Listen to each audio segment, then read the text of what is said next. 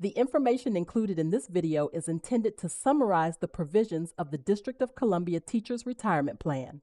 This video is not intended as a promise of entitlement to plan benefits, to describe every detail of the plan completely, or to replace or amend plan terms.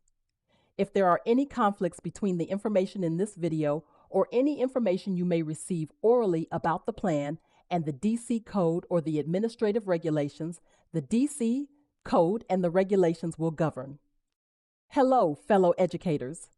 Today we're going to talk about something that affects all of us, life changes and how they impact your retirement benefits. Whether you're new to DCPS or have been teaching with us for years, understanding how life events affect your retirement is crucial for protecting your future. Let's break this down together in clear, simple terms. If you're currently teaching, you'll work with DCPS Employee Services Division, or ESD for short. If you're retired or what we call terminated vested, you'll work with the DCRB Member Services Center. What kinds of changes do you need to report? Let's look at the key ones. Any change in your marital status or domestic partnership, when you move to a new address, if you switch banks or financial institutions, and the death of a dependent. If these changes aren't reported promptly, you might experience delays in receiving your benefits. Your benefit payments might be suspended. You could receive too much or too little in payments. Let's talk about one of life's happiest events, marriage or registering a domestic partnership. The timing of this event, whether it happens before or after you retire, makes a big difference in what you need to do. If you marry or register a domestic partnership before retirement, you will want to contact DCPS ESD to change who receives your retirement contributions if something happens to you, update your life insurance beneficiary, and lastly, think about which retirement benefit payment option will work best for your new family situation. Now, if you marry or register a partnership after you've already retired, you'll need to contact DCRB to update your beneficiary information, make any needed changes to health insurance, and adjust your tax withholding. Here's something really important that many people don't know about.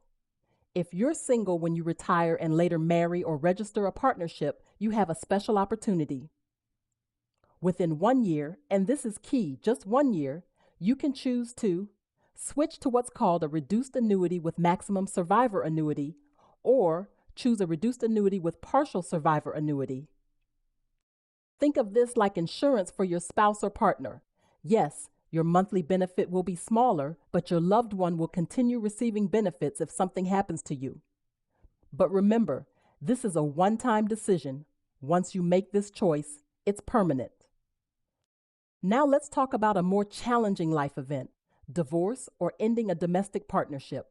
You'll hear something called a quadro. That stands for Qualified Domestic Relations Order, also known as a QCO or Qualified Court Order.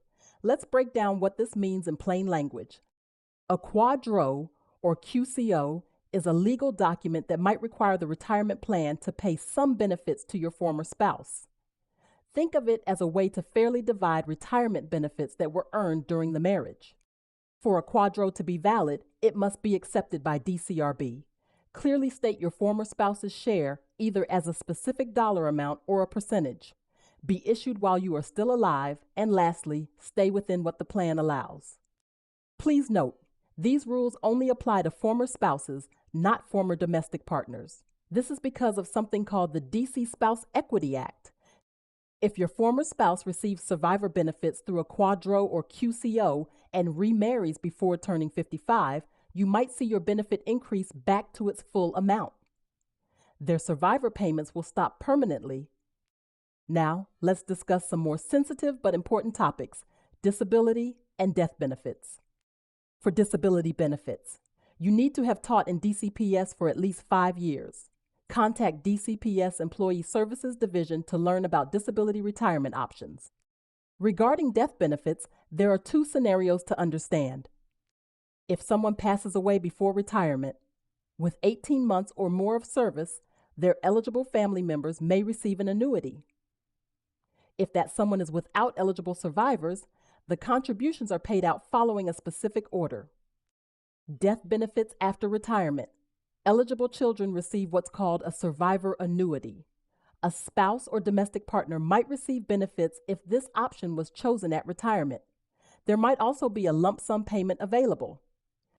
We've covered a lot today, and I know some of these topics can feel overwhelming. Remember, you're not expected to memorize all of this. The most important thing is knowing when to reach out for help. If you're currently teaching, contact DCPS Employee Services Division Helm. If you're retired or vested but no longer teaching, reach out to the DCRB Member Services Center. They're here to help you navigate these changes and protect your benefits. Thank you.